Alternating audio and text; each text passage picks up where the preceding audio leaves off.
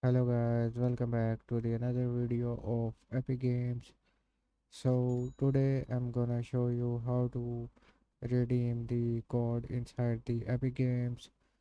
So first of all you need to open the epicgames.com. So before starting this video, please hit the bell icon and also hit the subscribe and also like this video.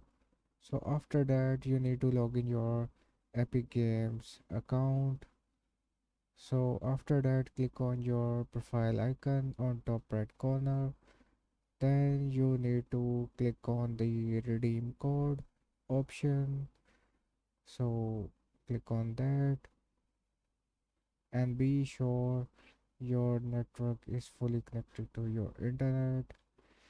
Then you need to enter your redeem code or your gift card to redeem this option. You can easily redeem your products and gift cards from here.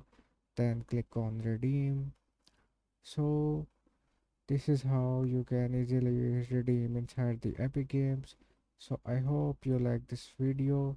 Please hit the like button and bye.